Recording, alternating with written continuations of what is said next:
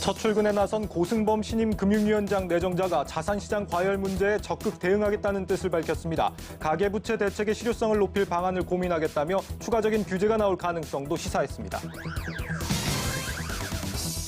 정부가 백신을 만드는 기업의 투자를 유도하기 위해 세액공제를 대폭 강화했지만 정작 연구개발에 의뢰받은 기업들은 혜택에서 제외해 실효성에 의문이 제기되고 있습니다. 바이오 산업의 특성을 반영하지 않은 탁상 행정이란 지적입니다. 해외 주식 투자 100조 원 시대가 본격화하고 있습니다. 하지만 여전히 정보 부족과 높은 수수료로 부담을 호소하는 투자자들이 많아 이를 지원하기 위한 새로운 서비스가 요구됩니다. 카카오가 해외 콘텐츠 사업과 택시 간편 결제 분야 성장에 힘입어 역대 최대 분기 매출과 영업이익을 기록했습니다. 경쟁자 네이버를 빠르게 추격하고 있는 가운데 두 회사의 다음 승부처는 이커머스가 될 전망입니다. 여러분 안녕하십니까? 뉴스플러스 시작합니다. 새로 임명된 금융당국 두 수장들이 출근 첫날 꺼내든 현안은 단연 가계부채였습니다. 특히 고승범 금융위원장 내정자는 추가 대출 규제를 시사하는 발언을 했는데 최근 DSR 규제 강화에도 좀처럼 식을 줄 모르는 비투 열기에 제동이 걸릴지 주목됩니다. 배성재 기자입니다. 첫 출근길에 나선 고승범 금융위원장 후보자. 내정 소감을 묻는 질문에 가계대출 관리를 가장 먼저 답했습니다. 가계부채 대책을 추진하는 과정에서 대책의 효과성을 더 높일 수 있는 방안이 뭐가 있는지도 계속해서 고민해 나가도록 하겠습니다. 지난달 대출액을 제한하는 DSR 규제가 시작됐지만 효과는 부족합니다. 7월 주요 시중은행의 가계대출 잔액은 오히려 늘고 있습니다. DSR 규제의 60%가 적용되는 이금융권으로 대출이 쏠리는 현상도 벌어지고 있는 상황. 고 후보자가 가계대출을 콕 집어 언급한 만큼 보완책이 나올 가능성은 상당히 높아졌습니다. 고 후보자는 한국은행 금융통화위원 시절부터 줄곧 기준금리 인상을 주장해온 매파로 분류됐습니다. 특히 저금리 탓에 일부가 투자로 이득을 보고 있는 금융 불균형에 관한 경계심이 높습니다. 따라서 대출 규제 보완책과 동시에 취약계층에 대한 강력한 금융 지원책도 예상됩니다. 이 밖에도 고 후보자는 금융감독원과의 협력을 강조했습니다. 금융위와 금융감독원은 한 몸처럼 움직여야 된다고 생각합니다. 정은보 원장과도 통화했고요. 앞으로 그렇게 잘 협력해서 해나갈 것이고. 정은보 신임 금융감독원장도 고 후보자와 같이 가계부채 대응을 취임 일성으로 내놨습니다. 아직 실물 경제 회복을 위한 금융 지원이 절실하면서도 과도한 민감 부분 부채를 관리해야 하는 녹록지 않은 금융 환경에 직면해 있습니다. 정 신임 원장은 또 금융감독의 본부는 규제가 아닌 지원에 있다고도 밝혀 감독당국의 태도 변화를 예고했습니다. 한국경제TV 배성재입니다. 정부 백신 기업 세제 지원 대상에 연구개발을 의뢰받는 수탁기업들은 제외된 것으로 알려져 논란이 일고 있습니다. 국가 전략기술로 육성하겠다면서 정작 지원에 있어서는 전략이 빠졌다는 겁니다. 강미선 기자입니다. 서울에 있는 한 임상시험 수탁 전문기업. 제약과 바이오 회사를 대신해 임상시험 연구를 진행해주며 국내 신약과 백신 개발에 참여하고 있습니다. 국내에서는 바이오 의약품에 굉장히 강점을 가지고 있고요. 국내에 개발된 백신의 한 95% 이상은 저희가 마켓셔를 가지고 임상을 수행을 했고요. 그런데 이 기업은 백신 분야 연구 개발에 투자하면 최대 50%의 세액 공제를 해주기로 한 정부의 세제 혜택을 받지 못합니다. 정부가 위탁기관과 수탁기관을 중복해 지원해줄 수 없다는 이유로 세제 지원 대상에서 수탁기업을 제외했기 때문입니다. 투자위험 분산을 위해 많은 제약사들이 임상시험 수탁 방식을 선호하는 현상을 고려하면 보완이 필요하다는 지적이 나옵니다. 실제 국내 수탁 연구기관은 2000년대 초반에 등장했지만 빠른 시간 내 시장 점유율이 40%를 넘어서면서 몸집이 커지고 있습니다. 그쪽 분야의 생태계를 키우겠다고 그러면 어느 부분이 이렇게 취약하면 다른 데가 아무리 잘해도 그 취약한 부분으로 발목이 다 잡히는 거거든요. 하나의 그 오케스트라라고 생각을 하시고 동반 성장할 수 있게끔 그 토양을 만드는 게 중요하다고 봅니다. 현재 OECD 37개 국가 중 호주와 헝가리 등 11개국은 이미 수탁 연구개발 기업에 각종 조세 지원을 하고 있는 상황. 코로나19로 글로벌 백신 개발 경쟁이 치열해진 가운데 국제 조세 경쟁 차원에서도 대응이 필요하다고 전문가들은 조언합니다. 국가 전략 기술 산업으로 이거를 키우겠다는 의지가 있다면 이런 것이라도 해줘야 될 필요가 있지 않냐 이거예요. 성공하려면 임상 실험을 해야 되고 추가 연구를 해야 되는데 이걸 외부를 가버리면 기술도 셀 수 있잖아요. 그런 수탁 연구 개발을 윈윈으로 보고. 차세대 먹거리로 통하는 바이오 산업.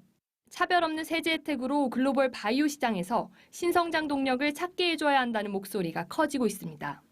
한국경제TV 강미선입니다.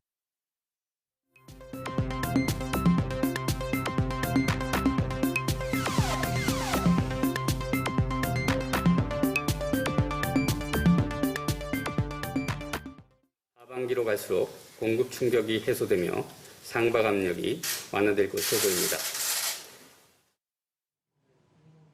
2억 원 기획재정부 1차관이 지난 6월 물가 관계차관 회의에서 한 발언 함께 보셨습니다. 이 5월 소비자 물가가 2.6%나 올라 9년 만에 가장 큰 폭으로 뛰자 인플레이션 우려가 커졌습니다.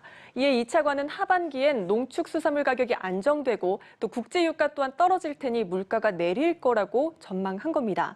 하지만 예측은 빗나갔죠. 하반기 시작인 10월에 소비자 물가가 2.6%나 오르며 2달 만에 다시 최고치를 기록했기 때문입니다. 정부는 뒤늦게 대책 마련에 나섰지만 불안 요인이 상당해 물가가 쉽게 잡히지 않을 거란 우려가 커지고 있습니다. 오늘 경제 비포인트 세종시 주재 조현석 기자와 관련 내용 짚어보겠습니다. 조 기자, 예측이 빗나간 탓에 당정이 바빠졌겠습니다.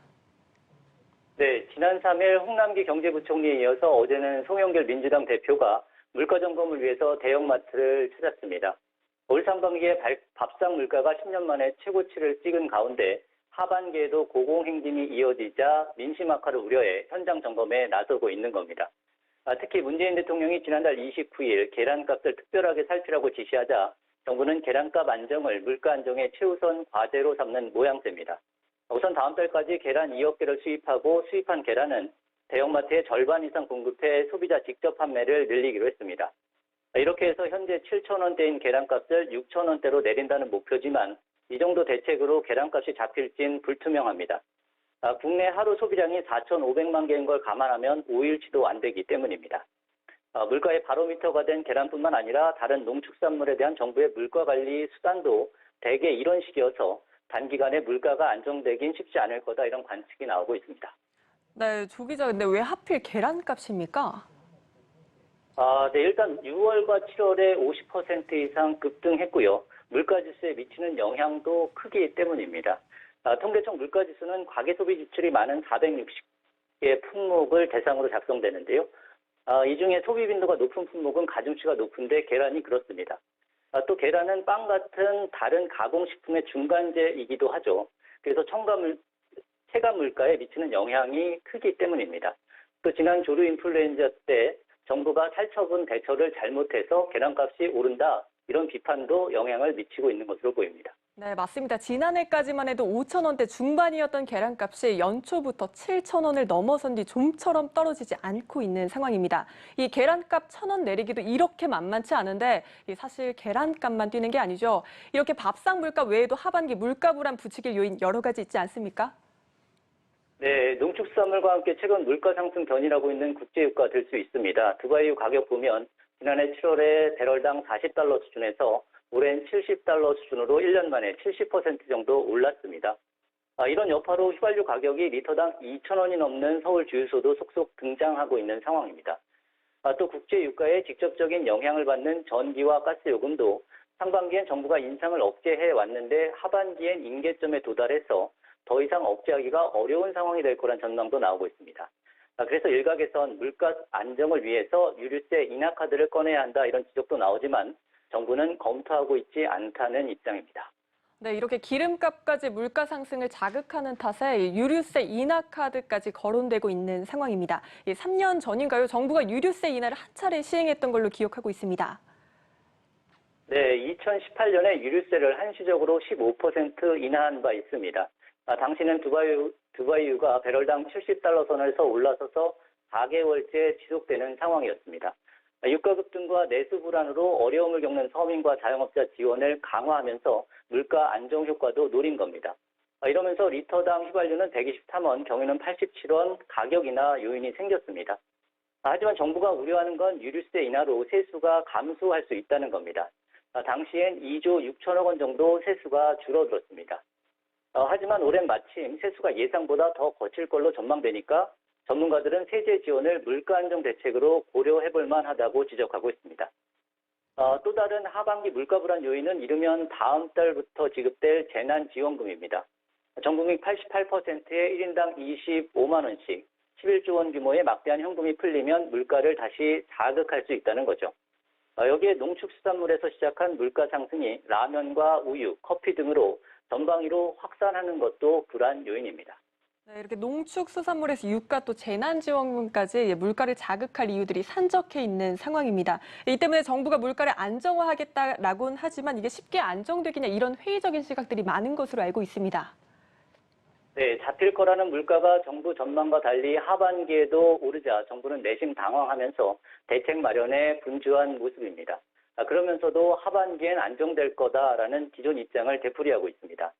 내놓는 대책이 별 효과가 없어서 서민들의 고통이 커지는 상황에서 정부가 시장과 동떨어진 진단까지 고수하면서 물가 대책에 대한 신뢰가 추락하고 있는 겁니다. 이처럼 정부가 정책 불신 자초한 건 물가뿐 아니라 부동산에서도 마찬가지입니다. 주택 공급 늘려서 집값 잡겠다고 한 8.4 대책을 내놓은 지 1년이 지났지만 실제 사업 추진은 지지부진합니다. 또 5만 가구 공급이 목표인 공공재건축도 후보지가 확보된 것은 3%에 불과하고요. 태릉골프장, 서부면허시험장 등 발표한 신규 택지 가운데 사업 계획이 확정된 곳도 한 곳도 없습니다. 그 사이에 전국 아파트 값은 10% 이상 올랐고 그만큼 정책 신뢰도는 추락했다고 볼 수 있습니다. 네, 부동산 문제 빼놓을 수 없습니다. 여러모로 정부가 이렇게 신뢰를 잃어가고 있는 상황입니다. 조 기자, 이렇게 물가도 오르고 집값도 오르면 기준금리 인상 생각보다 더 얘기가 빠르게 나올 것 같은데 시장에서 이달 인상까지도 점치는 곳이 늘고 있는 것으로 알고 있습니다. 네, 이달 금융통화위원회는 오는 26일 열리는데요. 국내의 금융투자기관들이 8월에 기준금리 인상 가능성이 크다는 보고서를 잇따라 내놓고 있습니다. 코로나 4차 대유행에 따른 경기 타격이 크지 않다고 판단되면 기준금리 인상이 이번에 의결될 거란 전망입니다. 여기에 지난달 열린 금통위에서 참석자 7명 가운데 5명이 조기 금리 인상을 지지하는 견해를 밝힌 것도 한 이유입니다. 다만 지난달 금통위에서 금리 인상 의견을 낸 대표적 매파 성향의 인사죠. 고승범 금통위원이 어제 금융위원장으로 내정된 게 변수가 될 수 있다는 전망도 나옵니다. 고 의원이 의결에서 빠지면서 금리 인상을 강하게 주장하는 매파 목소리가 작아지는 것 아니냐 관측도 벌써 나오고 있어서 조금 더 지켜봐야 할 것으로 보입니다. 네, 오는 26일 금통의 결정 지켜봐야겠습니다. 오늘 경제 뷰포인트 여기까지 듣겠습니다. 세종시 주재 조현석 기자와 함께했습니다. 조 기자 수고했습니다.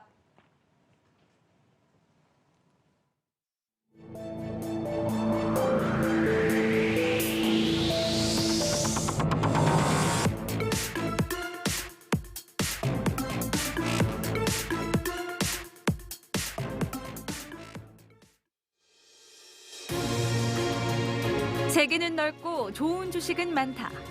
국내 주식을 넘어 해외 주식에 도전하는 서학개미들. 현재 우리나라 서학개미들의 해외 주식 보관 잔액은 890억 달러, 우리 돈 100조 원을 넘어섭니다. 뉴욕 증시가 꾸준히 사상 최고치를 경신하면서 투자 원정을 떠나는 개미 투자자들의 행렬은 한동안 더 이어질 것으로 보이는데 해외 주식 투자 100조 원 시대.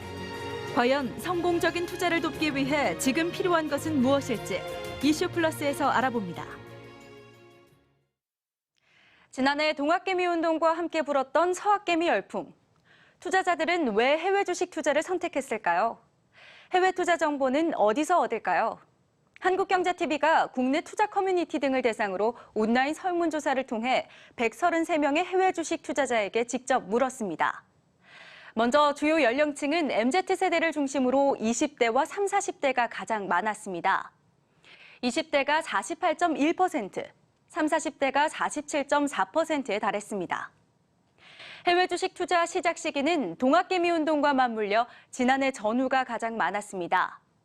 투자를 시작한 지 1년이 안 됐다는 응답자가 50.4%, 시작한 지 1년에서 3년 사이라는 응답자도 45.1%에 달했습니다. 비교적 최근부터 서학개미들이 늘어난 겁니다. 해외 주식 투자를 시작한 이유에 대해선 유망한 투자처라고 판단했다는 응답이 70.7%로 압도적이었습니다. 이 밖에 주변의 영향을 받았다는 응답은 12.8%, 투자 경험을 쌓기 위해서라는 답은 10.5%였습니다. 해외 주식 투자 정보를 얻는 방법에 대해서는 가장 많은 27.8%의 응답자가 해외 언론과 미디어를 통해서라고 밝혔습니다. 블로그나 커뮤니티 등 온라인 사이트를 통해 정보를 얻는다는 응답은 21.8%로 2위였습니다. 특히 유튜브로 정보를 얻는다는 비율이 21.1%로 3위를 차지했습니다. 이어 국내 언론과 미디어, 금융업계에서 제공하는 정보 등의 순이었습니다. 또한 해외 주식 투자자 10명 중 9명은 국내 주식도 병행하고 있었습니다. 그렇다면 나머지 10%의 응답자들은 왜 국내 주식에 투자하지 않는 걸까요? 박스권에 갇혀 높은 수익률을 기대하기 어렵고 시장 규모가 작아 외인 수급에 흔들리기 쉽다는 이유 등이 주를 이뤘습니다.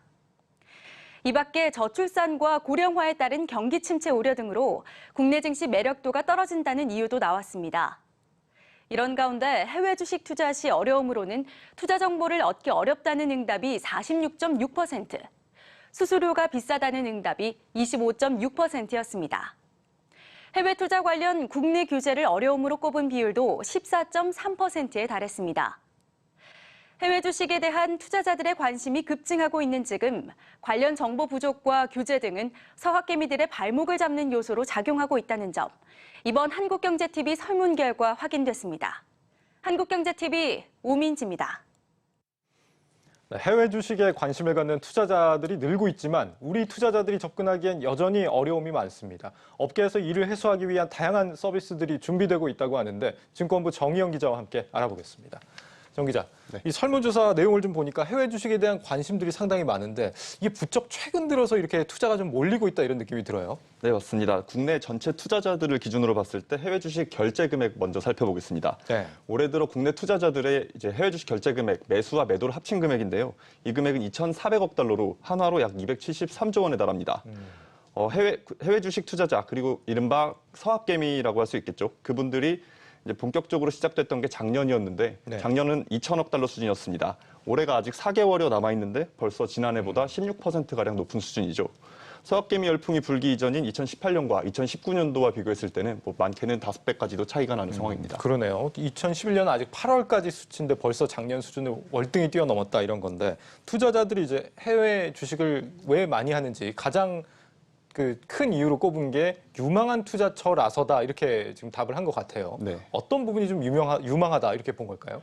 네, 우선 국내 투자자들이 관심이 높은 성장주 섹터들의 대장주들이라고 할 수 있겠죠. 그런 종목들이 주로 해외 기업에 상장되어 있기 때문입니다. 네.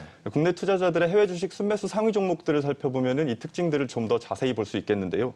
지난 한 달 기준으로 봤을 때 이제 국내 투자자들이 제일 많이 담은 해외 주식 종목은 클라우드와 이커머스 선도 기업인 아마존이고 그 뒤를 이어서 구글의 모회사인 알파벳, 그리고 마이크로소프트, 페이스북, 로블록스 등으로 이제 업종에서 우량 기업들로 평가받고 있는 기업들이 뒤로 자리하고 있습니다. 알겠습니다. 이렇게 유망한 기업들에 투자하고 싶은 마음은 굴뚝 같은데 정작 이제 손이 잘 안 간다 이런 분들도 굉장히 많습니다. 아무래도 투자를 하기에 좀 방법도 잘 모르시는 분들도 많이 계신 것 같고 그리고 또 정보도 많이 없고 수수료도 비싸다 앞서서 이제 그런 얘기도 나온 것 같은데 증권사들이 이런 부분에 대한 서비스를 좀 강화하고 나섰다고요?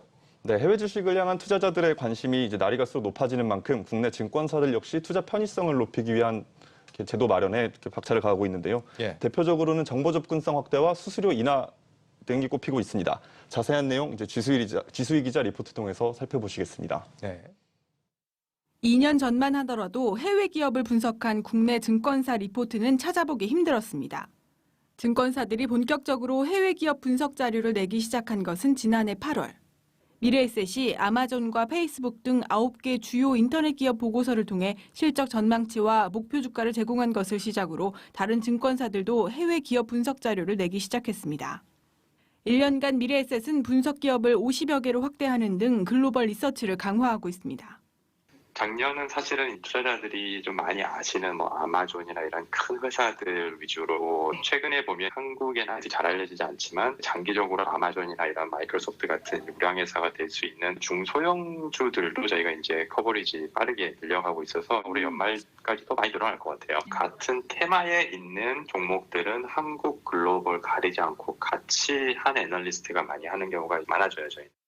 리서치 센터를 강화하기 어려운 중소형사들은 해외 기업 분석 업체에 자료 번역 서비스를 제공하는 방식으로 투자 정보를 선보이고 있습니다.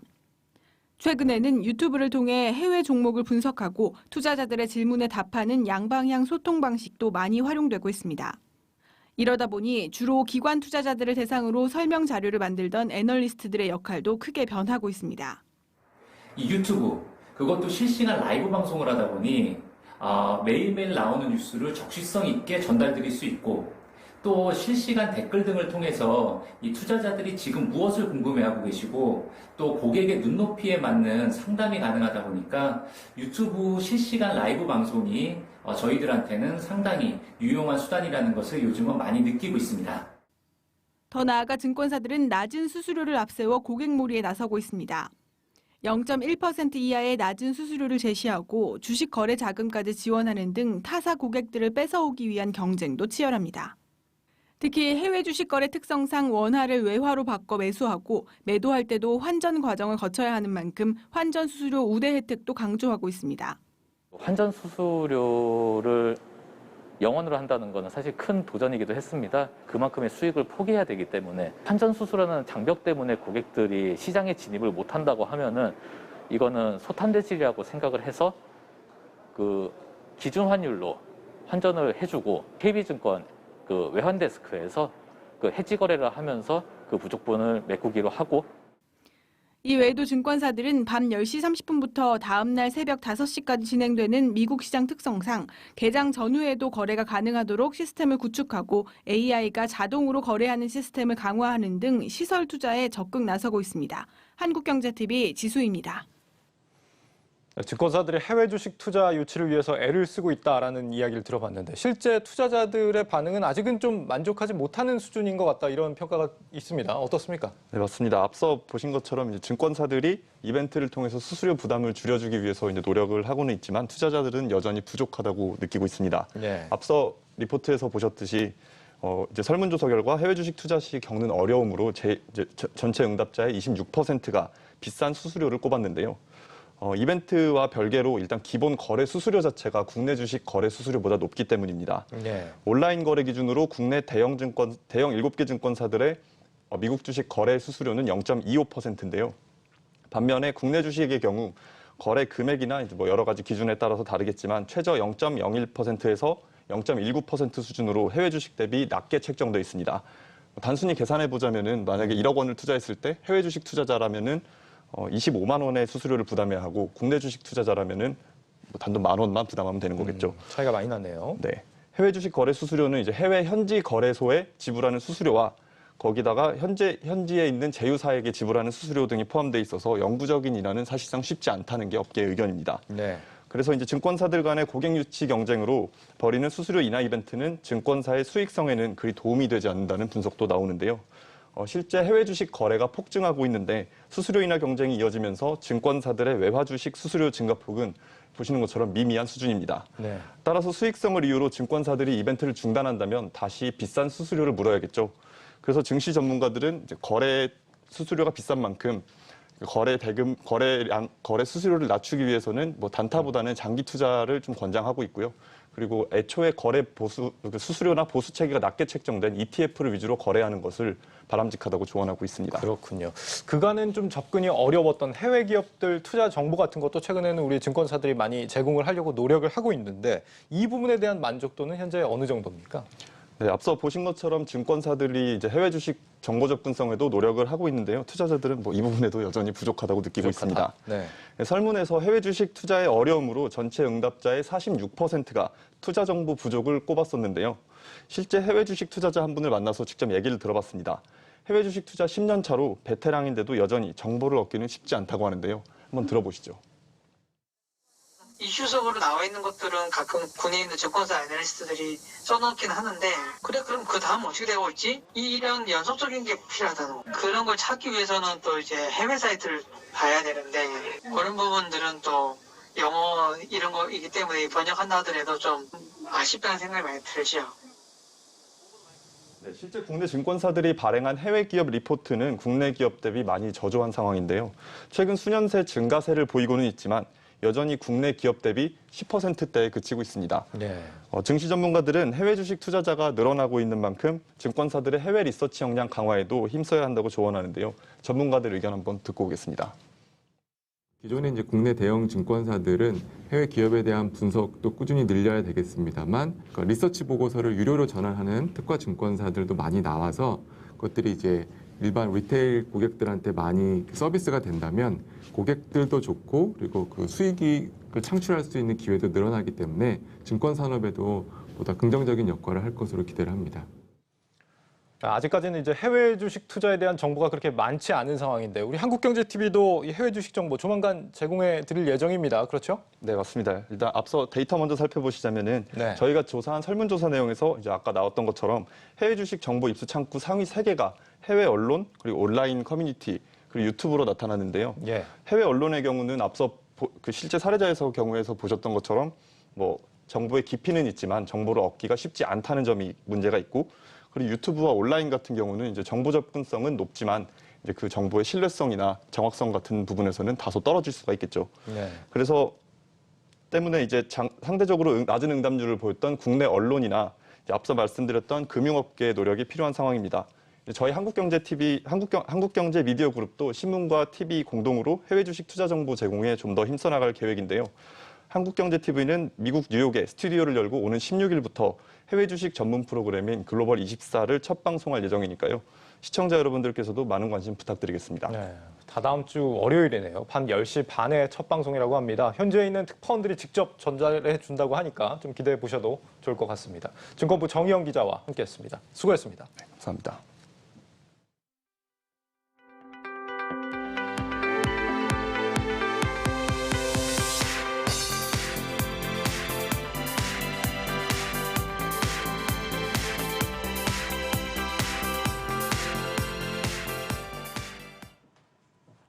택배업계의 실적이 반등하고 있습니다. 코로나로 인한 물류 대란의 단가 인상, 또 IT 기업과의 협력까지 이뤄져 실적이 개선됐다는 분석입니다. 전문가들은 하반기 또 한 번의 단가 인상으로 택배사들의 실적 개선이 가속화될 것이라고 전망하고 있습니다. 박승환 기자입니다. CJ 대한통운이 실적 반등에 성공했습니다. CJ 대한통운의 2분기 매출은 2조 7,472억 원, 영업이익은 906억 원으로 지난해 같은 기간에 비해 각각 3.7%, 8.0% 늘었습니다. 특히 영업이익은 지난해 4분기 마이너스 10.4%, 올해 1분기 마이너스 17.4%에서 플러스로 돌아섰다는 점에서 의미가 큽니다. 지난해보다 214원 오른 택배 단가 인상이 결정적이었다는 평가인데 실제 전체 영업이익의 58%가 택배 사업에서 나왔습니다. 네이버와의 동맹 효과도 실적 개선으로 이어졌습니다. CJ 대한통운이 물류를 담당하는 네이버 스마트 스토어 고객사는 올 초 9곳에서 지난달 말 54곳으로 늘었습니다. 당사는 앞으로 20만 평 규모의 풀필먼트 센터를 추가로 건립할 계획입니다. 업계 2위 한진 역시 카카오 모빌리티가 운영하는 카카오티에서 택배 서비스를 진행하기로 했고 이커머스 경쟁력 강화를 위해 최근 전담 사업부까지 꾸렸습니다. 롯데글로벌 로제스는 롯데쇼핑을 발판 삼아 온라인 전략을 마련할 것으로 예상됩니다. 증권가에선 올 하반기부터 택배사들의 실적 개선이 본격화될 것으로 내다봤습니다. 고객별로 계약하는 시점이 다 다르기 때문에 2분기 실적에는 인상된 단가가 풀리 적용이 안 됐을 거고, 근데 이제 그게 3분기, 그다음 4분기로 갈수록 그런 고객사들이 더 많아지니까. 아울러 이커머스 성장세가 이어질 것으로 예상되는 데다 유통업체 간의 배송 전쟁에 택배사들의 몸값이 높아지는 점도 긍정적이란 분석입니다. 한국경제TV 박승환입니다. 카카오가 2분기 사상 최대 실적을 올렸습니다. 이 수년간 공을 들여온 신사업 부분에서 괄목할 만한 성과를 냈기 때문인데요. 네이버를 바짝 쫓고 있는 카카오, 다음 달 1일에는 카카오 커머스를 흡수 합병해 네이버 쇼핑에 도전장을 낼 계획입니다. 고영욱 기자입니다. 카카오의 지난 2분기 매출은 1조 3,522억 원, 영업이익은 1,626억 원으로 지난해 같은 기간보다 각각 42%, 66% 늘었습니다. 실적이 돋보이는 건 카카오 모빌리티, 카카오페이 등 신사업 부문입니다. 지난해 같은 기간보다 매출이 무려 73%나 늘었습니다.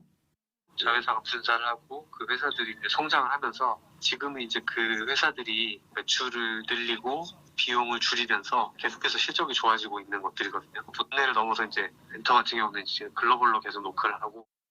카카오는 엔터테인먼트나 콘텐츠 사업 강화를 위한 인수 합병에도 적극적입니다. 최근 석 달 동안 계열사를 13개나 늘렸고 SM 엔터테인먼트 인수도 검토하고 있습니다. 카카오는 이런 방식으로 네이버의 3분의 1 수준에 불과하던 영업이익을 1년 만에 절반 수준까지 따라잡았습니다. 네이버도 쇼핑과 핀테크 등 신사업 매출 비중이 절반을 넘어섰지만 영업이익 성장 속도는 카카오보다 한참 더딘 8.9%에 불과합니다. 시가총액 3위를 놓고 엎치락 뒤치락 중인 두 회사가 앞으로 진검승부를 벌일 곳은 커머스와 금융입니다. 카카오는 다음 달 1일 카카오 커머스를 흡수 합병해 국내 1위 이커머스인 네이버 쇼핑에 도전장을 낸다는 계획입니다. 금융 부문에서는 카카오뱅크가 코스피 입성과 동시에 대장주를 차지했고 카카오페이 상장 일정도 잡히면서 아직 상장 계획이 없는 네이버 파이낸셜을 멀찌감치 따돌리고 있습니다. 한국경제TV 고영욱입니다.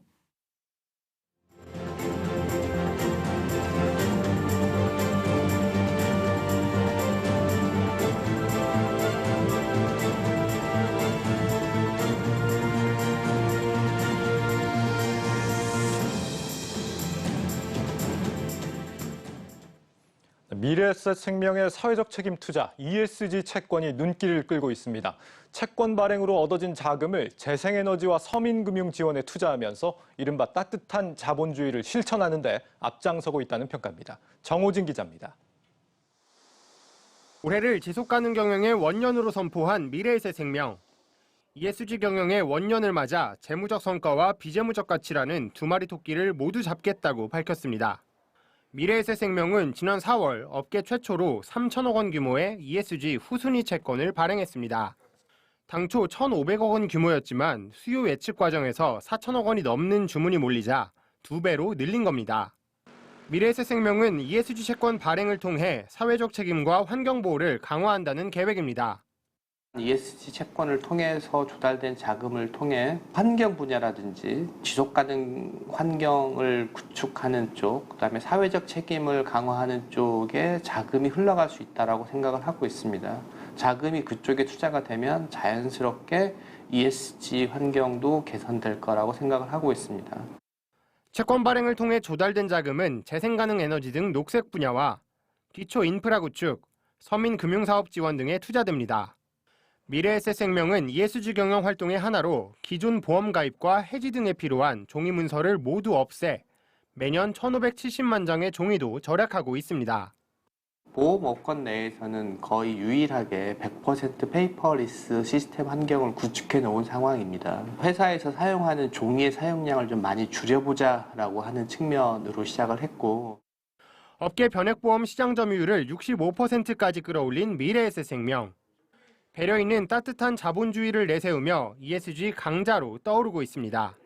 한국경제TV 정호진입니다.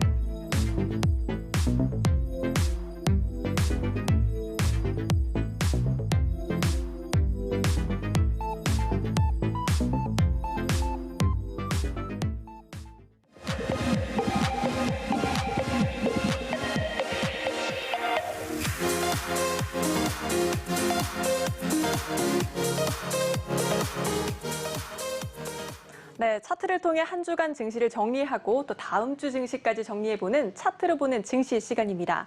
증권부 지수희 기자 나와 있습니다. 기자, 오늘 증시에서 빼놓을 수 없는 게 바로 카카오뱅크였을 것 같습니다. 오늘 시초가가 공모가의 2배를 형성을 하고 또 상한가로 직행하는 이른바 따상은 기록하지 못했지만 막판에 상한가로 치솟는 모습이었습니다. 네, 맞습니다. 오늘 공모가는요, 시초가는 53,700원에 형성이 됐습니다. 공모가가 39,000원이었기 때문에 말씀하신 대로 따상을 기록하지는 못했습니다.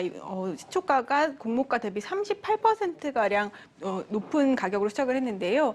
하지만 말씀하신 대로 오늘 종가 상한가를 기록하면서 69,800원으로 마감을 했습니다. 오늘 오전에는 증권사 서버가 마감될 정도로 사실 관심이 많았었기 때문에 따상을 기록하지는 못했어도 투자자들의 관심이 아주 높았다라고 할 수 있겠습니다. 네, 맞습니다. 많은 분들이 오늘 아마 답답해 하셨을 것 같습니다. 오늘 오전 증권사의 서버 장애까지 이어질 정도로 수급이 몰린 상황이었습니다. 지 기자, 이번에 카카오뱅크의 청약에서 가장 의견이 분분했던 게 이 카카오의 방점을 둬야 하냐 아니면 뱅크의 방점을 둬야 하냐였는데 청약 오늘 상황 어땠습니까? 네, 오늘 시총을 보면요, 사실 공모가가 결정이 됐을 때 39,000원으로 결정이 됐을 때도 사실 4대 금융지주를 넘어서는 것도 있고 좀 비슷할 것이다라고 예상을 했었는데요. 사실 의견은 분분합니다. 그 뱅크에 둘 것이냐, 카카오에 둘 것이냐는 의견이 있었는데 오늘 결과는 어쨌든 4대 금융지주를 뛰어넘는 시총이 나왔습니다. 33조 1,000억 원을 넘어섰는데요. 금융주 1위인 KB금융 시총을 단숨에 뛰어넘었고요. 오늘 덩달아서 금융주들도 대부분 상승 마감했습니다. 그간 이 카카오뱅크에 눌려있는 금융주들이 카뱅의 질주를 보고 좀 가격이 싼 것이 아니냐라는 의견이 반영이 되면서 일제히 상승 마감을 했습니다. 네, 카카오뱅크 이제부터 시작입니다. 향후 주가에도 계속해서 관심을 가져볼 필요가 있겠습니다. 지 기자, 이번 주 증시에서도 눈여겨볼 내용들이 많은 것으로 알고 있는데 우리 증시 어떤 일들이 많았습니까? 네, 이번 주에는요, 주 중반에 외국인의 순매수가 들어오면서 코스피가 3,280선까지 올라가는 등 좋은 흐름을 보였습니다. 다만 오늘과 어제 좀 힘을 쓰지 못하면서 3,270선에서 마감을 했습니다. 그래도 외국인이 순매수로 돌아선 것은 좀 의미가 있다고 할 수 있겠는데요. 특히 이 외국인들이 삼성전자를 이번 주에 1조 원 가까이 사들이면서 삼성전자가 8만 원에 안착하는 모습을 보였습니다. 지난 화요일 8만 원을 넘어선 삼성전자는 주 후반에 좀 이틀 연속 하락은 했지만 여전히 8만 원 위에서 마감을 했습니다. 네, 삼성전자 오늘은 하락 마감했지만 여전히 8만 원 선 위에 있는 모습입니다. 또 외국인들의 자금도 들어오고 있는 모습인데 지 기자 일대로라면 3,200에서 3,300선이 지금의 박스권도 돌파할 수 있을 것 같다라는 분석도 나옵니다. 어떻습니까? 네, 그래서 한국경제TV가 사실 증시 전문가 10명에게 8월 증시에 대해서 설문조사를 좀 했는데요. 외국인 순매수세가 좀 들어오면서 8월 증시에 대해서 좀 기대감이 커진 상황입니다. 10명의 전문가 가운데 6명이 박스권 탈피가 쉽지 않다라고 사실 답변을 했고요. 전문가 4명은 박스권을 뚫고 3,300을 넘어설 수 있을 것이다라고 답변을 했습니다. 10명의 전문가 중 4명이 박스권에서 돌파할 수 있다고 봤고 이 6명이 보수적인 의견을 보인 건데 사실 거의 반반입니다. 생각보다 박스권 돌파에 대한 의견이 많이 나온 것을 이제 확인하실 수 있었습니다. 네, 맞습니다. 사실 코로나 델타 변이 확산이 여전히 아물지 않고 있고요. 또 미국의 테이퍼링 이슈 같은 굵직한 변수가 있기 때문에 사실 단기간에 박스권 탈피는 어렵다는 의견이 많았는데요. 하지만 실제로 8월에 있을 그 잭슨홀 미층까지 증시가 좀 방향성 잡지 못하고 변동성이 커질 것이라는 의견이 우세했었는데 4명이나 박스권 돌파가 가능하다고 답변이 나온 것에 좀 주목을 해볼 필요가 있겠습니다. 네, 말씀하셨듯이 조금 더 구체적인 내용도 더 들어보고 싶습니다. 네, 대부분이 외국인 수급이 좀 긍정적일 것이다라는 전망들이 있었는데요. 올해 외국인 수급 차트를 좀 준비를 했습니다. 올 들어서 4월을 제외하고 외국인들이 순매도를 했습니다. 지난달까지 21조 원을 팔아치운 것으로 나타났는데요. 하지만 조정을 받은 증시에 다시 매력을 느끼면서 외국인 수급이 개선될 것으로 전망하는 의견이 있었습니다. 특히 이 외국인들이 코스피 지수를 끌어올릴 만한 대형주를 매수를 하면서 지수가 상승할 여력이 있다고 분석이 됐는데요. 전문가들의 이야기를 들어보시겠습니다. 그동안 이제 워낙 외국인들이 많이 팔았기 때문에 언제든지 다시 돌아올 여지나 가능성은 충분히 있고 그동안에 부진했던 이제 삼성전자나 하이닉스 지수를 움직일 만한 종목들의 주가가 좀 오르면 지수가 좀 상승할 수 있는 그런 상황이 되지 않을까라고.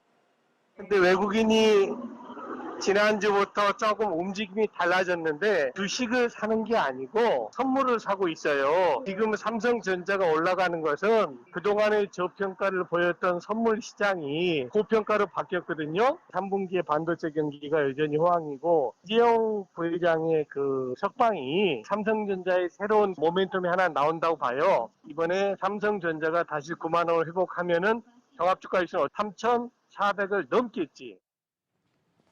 네, 외국인의 귀환, 또 이재용 부회장의 가석방에 대한 기대감이 일고 있다는 분석이 나왔습니다.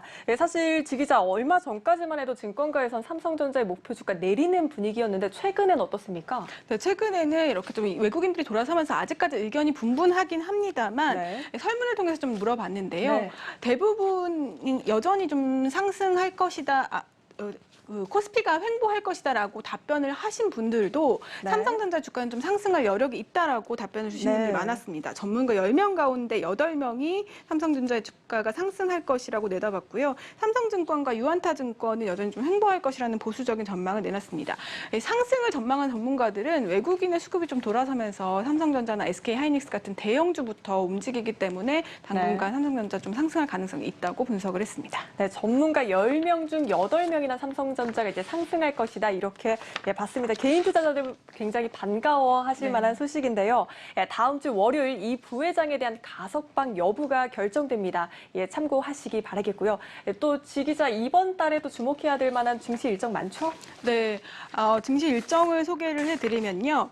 이번 주말 미국의 7월 비농업부문 고용 보고서가 나옵니다. 7월 고용 지표가 좀 시장의 예상보다 좀 개선이 된다면 연준의 테이퍼링 논의 시기가 좀 앞당겨질 수 있기 때문에 이 부분을 좀 지켜보셔야 되고요. 또 다음 주에는 7월 소비자 물가 지수도 좀 챙겨보셔야 되겠는데요. 델타 변이 바이러스 확산세에도 지난 6월에 소비자 물가 상승률이 좀 5.4%로 2008년 이후에 가장 큰 상승폭을 기록을 했기 때문에 7월의 수치가 지금 현재 주목되는 상황입니다.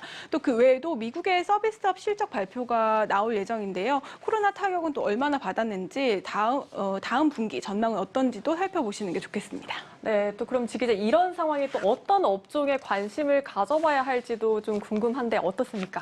네, 업종 좀 차트를 보시면요. 지금 주요 단어를 보면 2차 전지, IT, 자동차가 좀 눈에 띄실 겁니다. 2차 전지는 그동안에 좀 관심이 많았었는데 대장주보다는 중소형주 중심으로 움직였고 이번 달에는 좀 대장주 중심으로 움직일 가능성이 높다라는 얘기가 있었습니다. 그리고 또 IT, 자동차 등이 좀 주목을 받을 것으로 보이고요. 그리고 8월 이후에 좀 사회적 거리두기가 완화될 경우에는 경기 민감주도 영향을 받을 것으로 내다봤습니다. 하지만 그동안 좀 소외되었던 업종들, 반도체나 바이오 같은 대형주 위주 반등이 나올 수 있다는 분석도 나왔는데요. 전문가의 이야기 들어보시겠습니다. 생산되는 게 20에서 30% 정도밖에 수율이 안 나왔는데 이게 60%까지 늘어났나 보더라고요. 그럼 이제 비메모리 매출이 늘어나거든요. 비메모리는 삼성전자 이제 성장 동력이니까 주가 레벨을 올릴 수가 있거든요. 올해 내내 제일 못 간 섹터니까 그래서 순환매 차원에서 바이오는 한번 할 수 있다. 그리고 백신 글로벌 허브 전략 얘기도 나왔으니까 공통점은 둘 다 못 갔던 섹터니까. 네, 순환매 장세가 이어질 수 있다는 분석까지 나오고 있는 상황입니다. 지금까지 증권부 지수희 기자와 함께했습니다.